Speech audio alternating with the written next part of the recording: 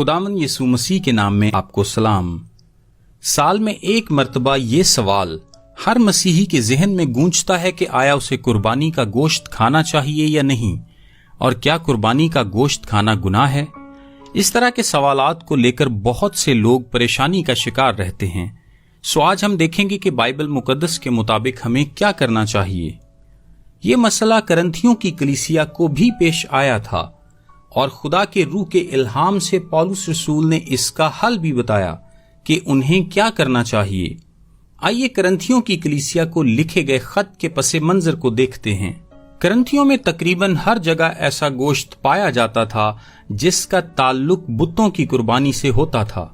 لوگوں کا ماننا تھا کہ بدروہیں کھانے کے ذریعے جسم میں داخل ہو سکتی ہیں، سو وہ لوگ بدروہوں سے کھانے کو پاک کرنے کے لیے بتوں کے آگے قربانی گزرانتے تھے۔ قربانی کے گوشت کے 3 حصے کیے جاتے تھے۔ ایک حصہ بت کے آگے جلا دیا جاتا تھا، ایک حصہ قربانی گزراننے والے پجاری کو مل جاتا تھا، اور ایک حصہ قربانی کرنے والے اپنے گھر کو لے جاتے تھے تاکہ اسے کھا سکیں۔ اب پجاری کو کیونکہ بہت سارے حصے ملتے تھے، سو وہ اس گوشت کو بازار میں فروخت کر دیتا تھا۔ سو ہو سکتا ہے کہ جب آپ بازار سے گوشت خریدیں وہ قربانی کا ہو، یا آپ کسی کے گھر جائیں اور وہاں آپ کو جو گوشت کھانے کو پیش کیا جائے وہ گوشت بھی قربانی کے حصے کا ہو۔ اب بہت سے لوگ ایسے تھے جو غیر اقوام سے مسیحیت میں آئے تھے۔ وہ لوگ اس گوشت سے نفرت کرتے تھے کیونکہ انہی چیزوں اور طرز زندگی سے تو وہ بچ کے آئے تھے، یعنی بتوں کی عبادت اور قربانی وغیرہ سے۔ سو جب یہ گوشت ان کے سامنے آتا تھا اور ان کو پتا چلتا تھا کہ یہ قربانی کا گوشت ہے تو وہ اس بات سے ٹھوکر کھاتے تھے، کیونکہ وہ جس طرز زندگی کو چھوڑ چکے تھے اسے دوبارہ یاد بھی نہیں کرنا چاہتے تھے۔ اس کے برعکس جو مسیحی مضبوط ایمان کے حامل تھے وہ کہتے تھے کہ بت کیا چیز ہے، سو ہمیں اس کھانے سے کوئی فرق نہیں پڑتا کیونکہ مسیح نے ہمیں آزادی دی ہے۔ سو ایک تنازع کھڑا ہو گیا جس کو سلجھانے کے لیے پولس رسول نے تفصیل سے بیان کیا کہ اس صورتحال میں ایمانداروں کو کیا کرنا چاہیے۔ اب 3 باتیں ہیں جن کی وجہ سے کچھ لوگ سمجھتے تھے کہ سب کچھ روا ہے اور مسیح میں سب چیزوں کی آزادی ہے اور ہم جو چاہے کر سکتے ہیں۔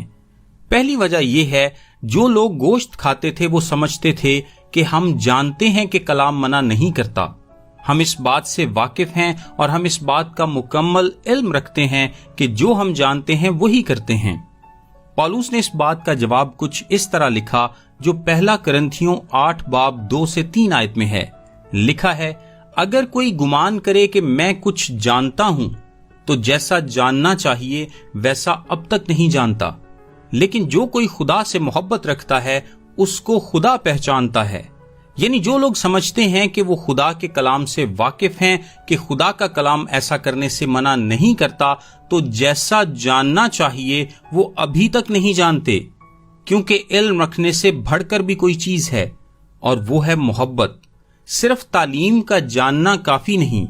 پہلی آیت میں لکھا ہے، علم غرور پیدا کرتا ہے لیکن محبت ترقی کا باعث ہے۔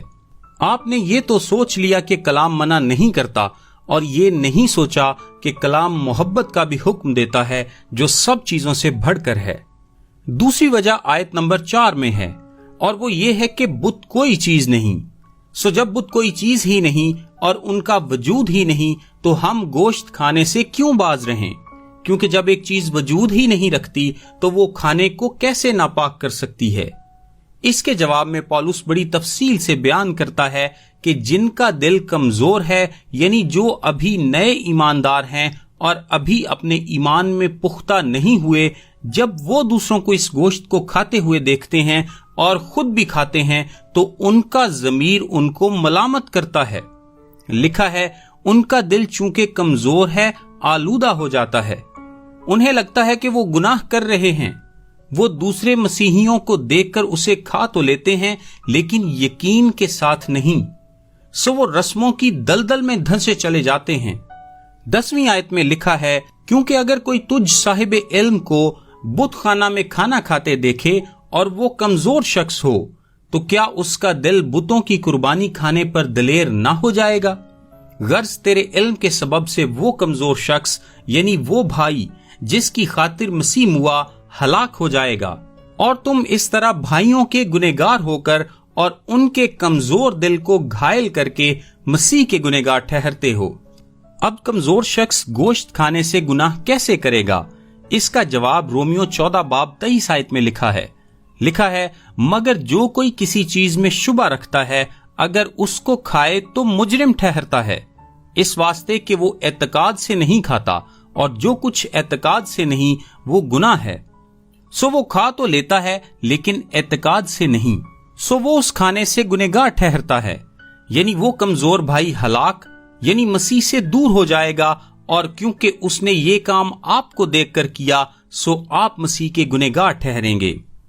तीसरी वजह जो लोग पेश करते हैं वो ये है कि जैसा कि आयत 8 में लिखा है, खाना हमें खुदा से नहीं मिलाएगा, अगर ना खाएं तो हमारा कुछ नुकसान नहीं, और अगर खाएं तो कुछ नफा नहीं।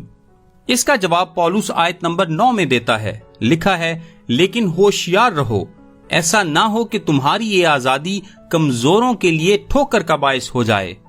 सो इस सारी बात का खुलासा ये है कि जब आप यूं करते हैं, यानी किसी ईमानदार भाई की परवाह किए बिना महज अपनी मर्जी पूरी करने के लिए काम करते हैं, कुछ भी ऐसा जो आपके अपने दिल की मर्जी है और उसके दिल को जख्मी करते हैं, तो आप गुनाह करते हैं। किसके खिलाफ? मसीह के खिलाफ। ऐसा कैसे हो सकता है? क्योंकि वो ईमानदार मसीह के साथ एक है, और अगर आपने उसे नुकसान पहुंचाने के लिए कुछ किया तो आपने मसीह के खिलाफ गुनाह किया। यीशु मसीह ने कहा, लेकिन जो कोई इन छोटों में से जो मुझ पर ईमान लाए हैं किसी को ठोकर खिलाता है, उसके लिए ये बेहतर है कि बड़ी चक्की का पाट उसके गले में लटकाया जाए और वो गहरे समुंदर में डुबो दिया जाए। मत्ती 25 बाब में यीशु ने कहा, जब तुमने मेरे इन सबसे छोटे भाइयों में से किसी के साथ ये सलूक किया तो मेरे ही साथ किया। बस भाइयों, खबरदार रहें कि आप कहीं अपने भाई को जख्मी ना कर दें। यहाँ इस्तेमाल होने वाले लफ्ज टुपटो के मानी है जख्म। जख्मी ना करें, क्योंकि ऐसा करने से आप मसीह के खिलाफ गुनाह करते हैं। ए अजीजों, आओ हम एक दूसरे से मोहब्बत रखें। कैसे?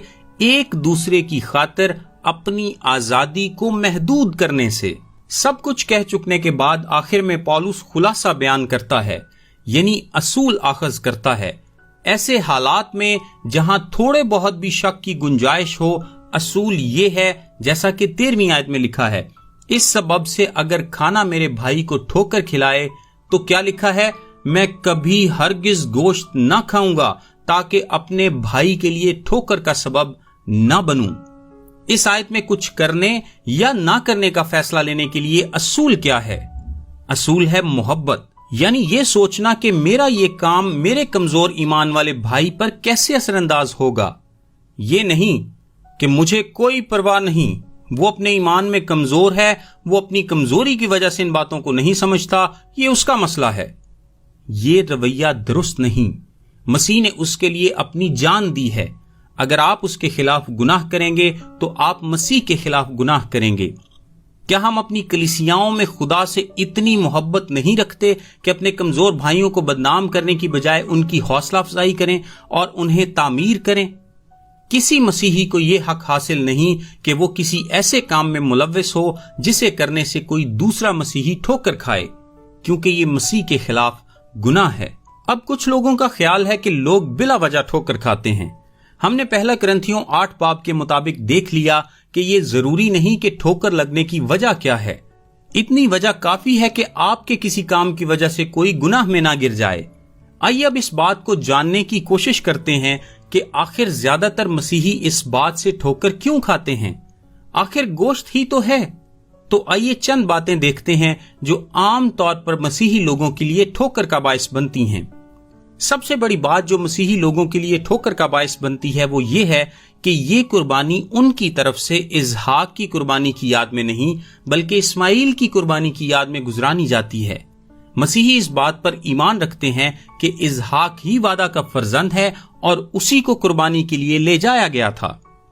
इसका जवाब मसीहियों को यह सुनने को मिलता है कि बाइबल बदल गई है और तुम एक तब्दील शुदा किताब को मानते हो।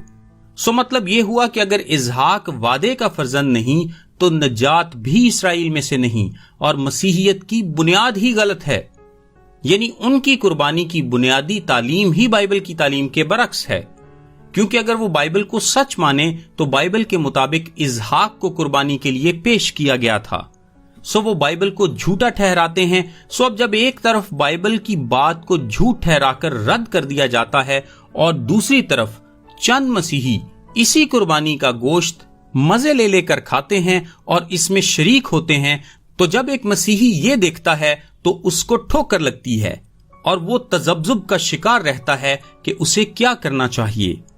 اب آپ کو یہ فیصلہ کرنا ہے کہ کیا ان باتوں سے کسی بھی مسیحی کے دل کا دکھنا یا اس کا ٹھوکر کھانا ٹھیک ہے یا نہیں۔ اور یقین کریں بعض مسیحی اس حد تک سادہ ہیں کہ ان کو آس پاس سے سن سن کر یہ باتیں سچ لگنا شروع ہو جاتی ہیں، اور جب چند لوگ گوشت اور بھائی چارے کے نام پر ان رسومات میں شامل ہوتے ہیں تو ہم ان مسیحیوں کے ایمان کو کتنا نقصان پہنچاتے ہیں یہ آپ شاید اندازہ نہیں کر سکتے۔ دوسری بات یہ ہے کہ قربانی ان کی خاص مذہبی رسم ہے، اور پہلا کرنتھیوں 10:18 آیت میں لکھا ہے، کیا قربانی کا گوشت کھانے والے قربان گاہ کے شریک نہیں؟ یعنی جو لوگ بتوں کی قربانی میں شریک ہوتے تھے وہ ان کے ایمان میں شریک ہوتے تھے اور ان تمام رسومات کی توثیق کرتے تھے۔ اسی طرح جو لوگ آج قربانی میں شریک ہوتے ہیں وہ ان تمام عقائد میں شریک ہوتے ہیں جو ان لوگوں کے ہیں۔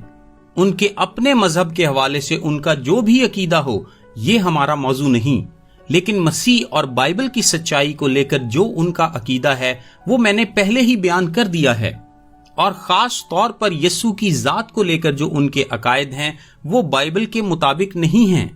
وہ یسوع کو نہ تو خدا کا بیٹا مانتے ہیں، نہ نجات دہندہ، اور نہ ہی نبی سے زیادہ اس کو اہمیت دیتے ہیں۔ سو جب آپ قربانی میں شریک ہوں گے تو ان تمام عقائد کی بھی توثیق کریں گے جو وہ آپ کے بارے میں رکھتے ہیں۔ 22ویں آیت میں لکھا ہے، کیا ہم خداوند کی غیرت کو جوش دلاتے ہیں؟ کیا ہم اس سے زور آور ہیں؟ پولس یہاں مسیح کے بدن کی شراکت کی مثال استعمال کرتا ہے۔ 16ویں آیت میں لکھا ہے، وہ برکت کا پیالہ جس پر ہم برکت چاہتے ہیں کیا مسیح کے خون کی شراکت نہیں؟ وہ روٹی جسے ہم توڑتے ہیں کیا مسیح کے بدن کی شراکت نہیں؟ کیا مسیحی کسی غیر قوم کے لوگوں کو مسیح کے بدن میں شریک ہونے کی دعوت دے سکتے ہیں جب تک کہ کوئی مسیح پر ایمان لا کر اسے اپنا نجات دہندہ قبول نہ کر لے؟ سو اسی طرح مسیحی بھی غیر اقوام کی مذہبی رسومات میں شامل نہیں ہو سکتے، کیونکہ مذہبی رسومات میں شامل ہونا ان کے ایمان میں شامل ہونا ہے۔ اور یاد رکھیں پہلا پطرس 2:16 آیت میں لکھا ہے، اور اپنے آپ کو آزاد جانو مگر اس آزادی کو بدی کا پردہ نہ بناؤ بلکہ اپنے آپ کو خدا کے بندے جانو۔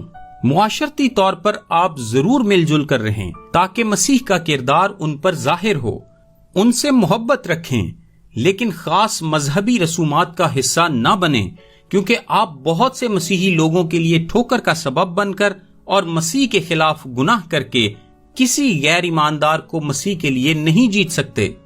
اس سارے مسئلے کو آپ کے لیے مزید آسان بنا دیا گیا ہے۔ معروف اسلامی مذہبی اسکالرز اور ایک بہت بڑے فقہ کا کہنا ہے کہ قربانی خاص اسلامی رسم ہے اور غیر مسلم کو اس کا گوشت دینا حرام یا ناجائز ہے۔ یہ بیان آپ کو یہ سمجھنے میں مدد دے گا کہ یہ واقعہ ہی ان کی خاص مذہبی رسم ہے اور وہ خود اس میں آپ کی شراکت نہیں چاہتے۔ آپ کو گوشت صرف وہ دے گا جو اس اصول سے ناواقف ہے یا اس بات کو تسلیم نہیں کرتا۔ وہ لوگ اس بارے میں زیادہ خیال رکھتے ہیں کہ کسی اور کی مذہبی رسومات میں شامل نہ ہوں اور نہ خود کی مذہبی رسومات میں کسی کو شامل کریں، کیونکہ مذہبی رسومات میں شریک ہونا صرف رسم ہی میں نہیں بلکہ اس کے پیچھے موجود ساری سوچ اور تعلیم میں شریک ہونا ہے۔ پہلے کرنتھیوں 10:31 آیت میں لکھا ہے، پس تم کھاؤ یا پیو یا جو کچھ کرو سب خدا کے جلال کے لیے کرو۔